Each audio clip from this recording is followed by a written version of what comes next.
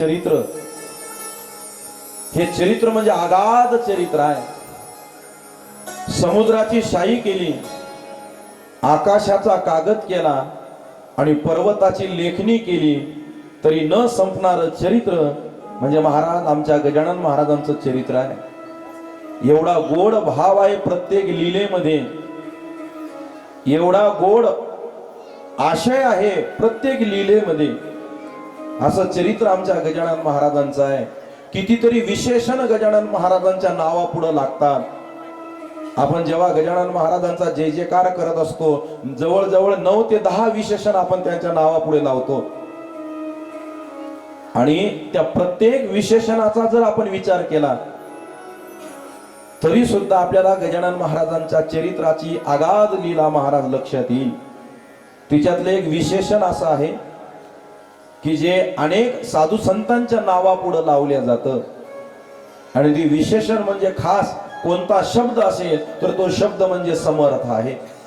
ऐका माता मौल्यांनो, महाराजांच्या नावापुढे अनेक विशेषण आपण लावतो पण त्या विशेषणाचा आशय सुद्धा आपल्या लक्षात यावा हेही महाराज फार अशा प्रकारे महत्वाचं आहे. म्हणून एक महत्वाचं विशेषण जर कोणतं असेल तर ते विशेषण म्हणजे महाराज समर्थ विशेषण आहे.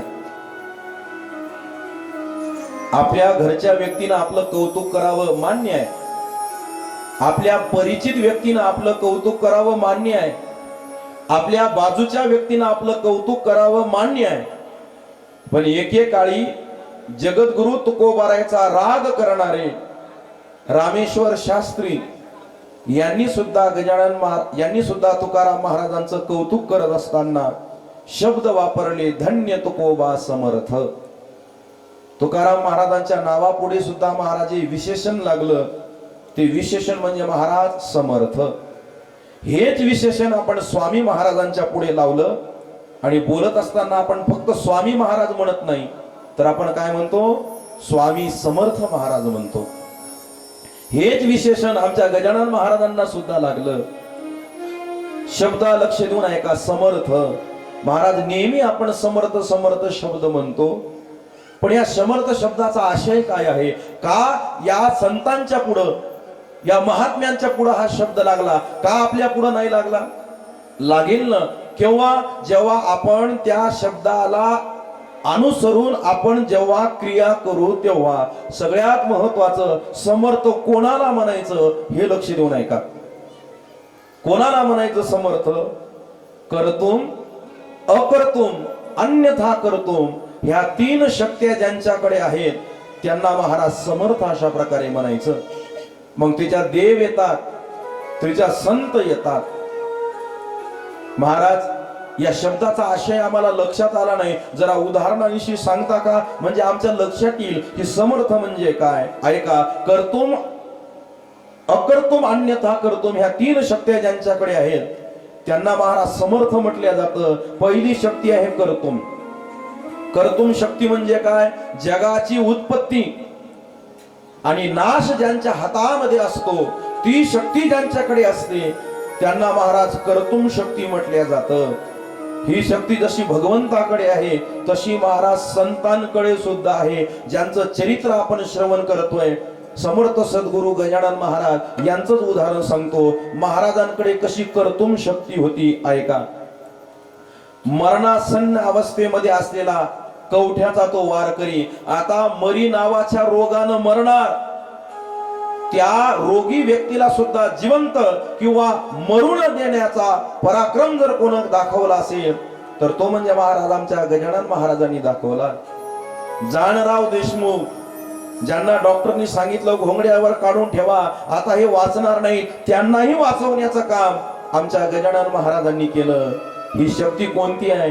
ही शक्ती कर्तुम शक्ती आहे. बरं, जिवंत असणाऱ्या माणसांना, मरणासन्न अवस्थेमध्ये गेलेल्या माणसांना वाचवण्याचं काम गजानन महाराजांनी केलं नाही.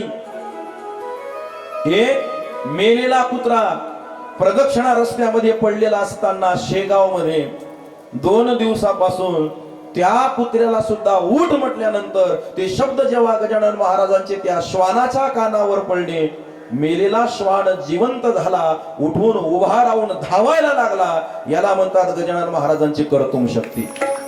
म्हणून उगाच त्यांच्या नावापुढे समर्थ शब्द लागला नाही. बरं, नुसतं कर्तुम शक्ती नाही तर अकर्तुम शक्ती. अकर्तुम शक्ती म्हणजे काय? ज्यांच्याकडून होत नाही त्यांच्याकडून सुद्धा कार्य करून घेणं, याला म्हणतात अकर्तुम शक्ती. उदाहरणार्थ, वानराची ताकद नव्हती रावणासोबत युद्ध करून युद्ध जिंकण्याची, पण ती शक्ती, ते कार्य त्या वानराकडून करून घेतलं प्रभू रामचंद्रांनी. म्हणून प्रभू रामचंद्राकडे शक्ती आहे अकर्तुम. जशी देवाकडे अकर्तुम शक्ती आहे, तशीच आमच्या गजानन महाराजांकडे सुद्धा अकर्तुम शक्ती आहे. ज्यांच्याकडून होत नाही त्यांच्याकडून सुद्धा महाराज ते कार्य करून घ्यायचं. उदाहरणार्थ सांगू, पितांबर महाराज. पितांबर महाराज गजानन महाराजांच्या सेवेमध्ये असताना त्यांच्या अंगावर परिधान केलेलं धोतर मागच्या बाजूनं फाटलेलं होतं. गजानन महाराजांनी पितांबराचं ते फाटलेलं धोतर पाहिलं आणि गजानन महाराज त्या पितांबराला म्हणू लागले, अरे पितांबरा, नाव पितांबर आणि तुझ्या शरीरावरचं धोतर फाटलेलं, जा, मला आलेले काही कपडे आहेत, शाली आहेत, रुमाल आहेत, धोतर आहे, घे एक धोतर आणि नेस. नाही बाबा, तुमचे वस्त्र मी कसे काय परिधान करू? अरे घे घे. महाराजांच्या कार्याला, शब्दाला कसं नाही म्हणायचं? म्हणून पितांबर महाराजांनी गजानन महाराजांचं वस्त्र परिधान केलं. पण काही जणांच्या अंतःकरणामध्ये काही विरोधाभास भावना उत्पन्न झाली, टिंगल करू लागले. अरे महाराजांचं म्हणायचं कार्य आहे, पण तुला नाही कळायला पाहिजे का की ज्यांची आपण सेवा करतो, ज्यांना आपण गुरु देव मानतो, त्यांचं वस्त्र परिधान केलं की तू काय त्यांचा एवढा झाला का? डोळे डबडबले पितांबर महाराजांचे, वाईट वाटलं. आणि मग संवाद झाला गजानन महाराज आणि पितांबर महाराजांचा. पितांबर महाराजांना उपदेश केला गजानन महाराजांनी, जा तू आता मठ सोडून कुठेतरी भ्रमण करायला निघून जा, ही जागा सोड. महाराज डोळे डबडबले हो पितांबर महाराजांचे, हात जोडले, पायाला मिठी मारली गजानन महाराजांच्या. या जीवात जीव असेपर्यंत महाराज मला तुमची सेवा करायची आहे, तुमच्यापासून मला वेगळं करू नका हो. पण आज्ञा होती महाराजांची, आज्ञा होती गुरूंची, नाही कसं म्हणावं. म्हणून पितांबर महाराज गेले. सगळ्यांना ग्राम माहित आहे, ग्राम त्या गावाचं नाव आहे कोंडोली. त्या भागामध्ये जेव्हा आले, रात्र होणार होती, आता कुठे जावं म्हणून एका आंब्याच्या झाडाच्या बुंध्याला टेकून, खोडाला टेकून बसले. बसल्यावर तिथं काही तेल मुंग्या, लाल मुंग्या आल्या, त्या डसू लागल्या. आता इथं बसता येणार नाही, रात्र काढता येणार नाही, मग काय करावं? म्हणून ते फांद्यावर चढून, इकडं तिकडं आंब्यावर चढून फांद्यावर फिरू लागले. असं म्हणता त्या आंब्याच्या झाडाला एकही पान राहिलेलं नव्हतं, वाळून गेला होता तो आंबा. आणि इतक्या छोट्या छोट्या हलक्या हलक्या फांदीवर पितांबर महाराज फिरायचे, पण ती फांदी काही तुटायची नाही. माकडासारखी उड्या मारू लागली इकडं तिकडं. बऱ्याच जणांनी तो प्रकार पाहिला, गावातल्या मंडळींना कळाला आणि सगळी मंडळी तिथं जमा झाली. आणि मग विचारलं, कोण आहेस तू? कारण कधी कधी अपरिचित व्यक्ती दिसला की मनात शंका उत्पन्न होते, हा एखादा चोर तर नसेल, दिवसभर पारक करेल आणि रात्री गावात येऊन गाव लुटून नेईल, चोरी करेल. कोण आहेस तू? मी पितांबर शेगाव वासी, गजानन महाराजांचा भक्त, गजानन महाराजांचा शिष्य. अरे मोठ्या लोकांचे नाव घेऊन कोणी पण आपले काम काढून घेत. खोटा बोलतोयस का? नाही, खरंच मी गजानन महाराजांचा भक्त आहे. आम्हाला माहित आहे गजानन महाराजांचे साक्षात्कार, त्यांची शक्ती, त्यांची ताकद. खरंच जर तो गजानन महाराजांचा शिष्य असेल, कित्येक वर्ष झाले या आंब्याच्या झाडाला पानं फुटले नाहीत, या आंब्याच्या झाडाला पानं आणून दाखवशील का? ती माझी काय शक्ती आहे, माझ्याकडून नाही होणार. पण जेव्हा महाराज त्यांच्यावर आग्रह झाला आणि आता चोर डाकू म्हणून त्यांच्यावर शंका होऊ लागली, तेव्हा त्यांनी हात जोडले आणि गजानन महाराजांचा धावा केला. ऐका, कित्येक वर्षापासून ज्या आंब्याच्या झाडाला पालवी नव्हती, गजानन महाराजांचा केवळ धावा पितांबर महाराजांनी केला आणि वाळलेल्या आंब्याला पानं फुटू लागले. हा साक्षात्कार म्हणजे आमच्या गजानन महाराजांचा आहे. ऐका, एक साधारण व्यक्तिमत्व हो पितांबर महाराज म्हणजे. पण जी शक्ती गजानन महाराजांकडे होती तेच गजानन महाराजांच्या शक्तीच्या माध्यमातून ज्यांना जमणार नाही अशा पितांबर महाराजांकडून गजानन महाराजांनी ते कार्य करून घेतले. त्या गुरुरायाची त्या माऊलीची त्या गुरुरायाची त्या माऊलीची ऐकावी ती थोरवी त्या गुरुरायाची त्या माऊलीची त्या गुरुरायाची त्या माऊलीची ऐकावी ती थोरवी सुक्या झाडाला गजाननाने फोडली पालवी सुक्या झाडाला गजाननाने फोडली पालवी.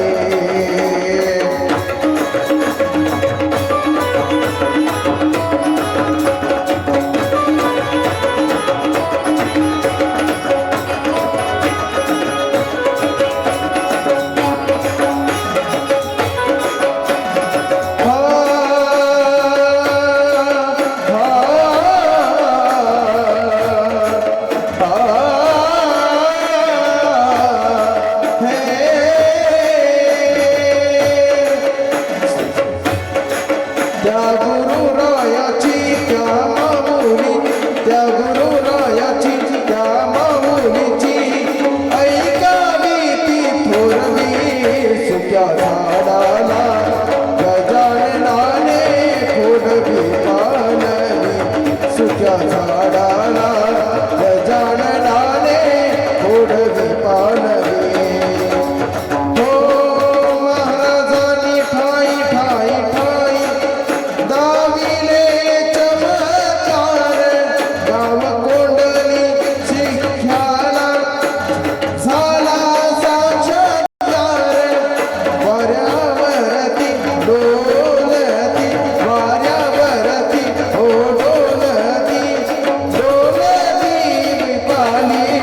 सुक्या झाडाला गजाननाने फोडली पालवी सुक्या झाडाला गजाननाने फोडली पालवी फोडली पालवी. समर्थ सद्गुरु श्री गजानन महाराज की जय. वा सुख्या झाडाला गजाननाने फोडली पालवी. गजानन महाराजांच्या कृपेने अकर्तुम शक्ती सांगतोय. का गजानन महाराजांना समर्थ म्हटल्या गेलं? ऐका, हा बारकावा महाराज श्रींच्या चरित्रातला तुम्हाला कोणी सांगणार नाही.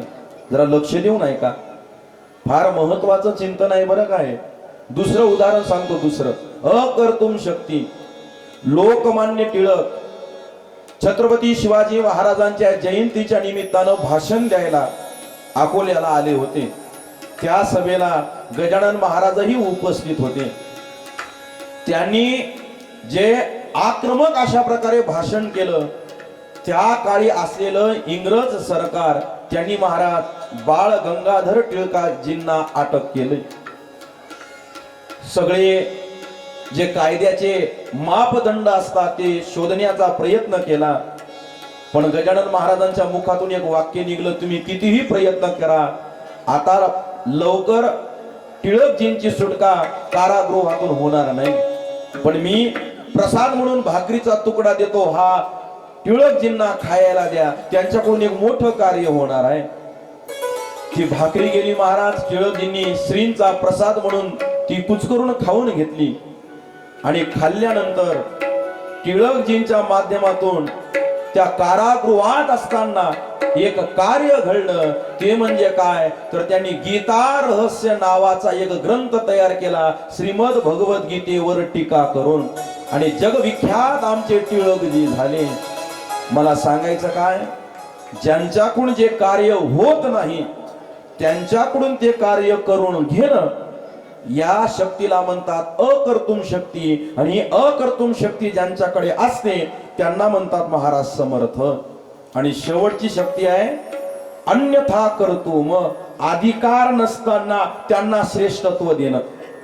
ऐका ऐका माता माऊल्यांनो, अधिकार नाही पण तरी सुद्धा महाराज ती श्रेष्ठत्व अशा प्रकारे त्यांना प्राप्त करून देणं, त्या शक्तीला म्हणतात अन्यथा कर्तुम. जरा लक्ष देऊन ऐका. शेगावची पाटील मंडळी श्रावण महिन्यामध्ये शेगावच्या हनुमान मंदिरामध्ये महिनाभर सोहळा चालतो. म्हणून गजानन महाराजांनी बंकटलालला सांगितलं, अरे एखाद्या संतांनी एखाद्याच्या घरी एवढ्या दिवस राहणं बरं नाही. मी आता तिथं सोहळा चालतो महिनाभर श्रावण महिन्याचा, मी मारुतीच्या मंदिरामध्ये जाऊन राहतो, काही हरकत नाही इथं राहिले तर, पण मी तुमची इच्छा मोडू शकत नाही. महाराज तुम्ही जसं म्हणाल तसं. भास्कर पाटील सोबतच होते, कारण कोरड्या विहिरीला पाणी फोडलं होतं गजानन महाराजांनी, आणि ती भाव, ती श्रद्धा, तो विश्वास गजानन महाराजांवर बसला होता भास्कर पाटलांचा. सगळ्या गोष्टीचा त्याग केला आणि सेवाधारी म्हणून फिरू लागली भास्कर पाटील गजानन महाराजांसोबत. आधी काही दुसरी मंडळी मारुतीरायाच्या मंदिरामध्ये आली, पण सगळेच जण तेव्हा गजानन महाराजांचा आदरच करत होते असं काही नाही. ती पाटील मंडळी तर गजानन महाराजांना चिडवायची, हे गण्या खातोस का ताक कन्या. शब्द आहेत महाराज आमच्या दासगणू महाराजांनी गजानन विजय ग्रंथामध्ये लिहिलेले. आणि मग महाराज फार योगी आहेस का, चमत्कारिक आहेस का, असं आहे का, असं म्हणून महाराज एक ऊसाची मोळी आणली, ऊसाची मोळी, आणि प्रत्येकानं महाराज हातात एक एक ऊस घेतला आणि गजानन महाराजांना मारायला सुरुवात केली. ऐका, एवढं त्या ठिकाणी मारतायत, पण गजानन महाराजांच्या शरीरावर एकही वळ अशा प्रकारे उमटत नव्हता. मग तुम्ही म्हणसाल गजानन महाराजांना विरोध करण्याची ताकद नव्हती का? ताकद. अरे जो मेलेला माणूस, जो मेलेला कुत्रा जिवंत करू शकतो, द्वाड गाय, द्वाड घोडा शांत करू शकतो, त्यांच्याकडे ती ताकद नाही का? होती, पण अन्यथा कर्तुम शक्ती दाखवायची होती ना. ज्यांचा अधिकार नाही तरी त्यांना श्रेष्ठत्व मिळू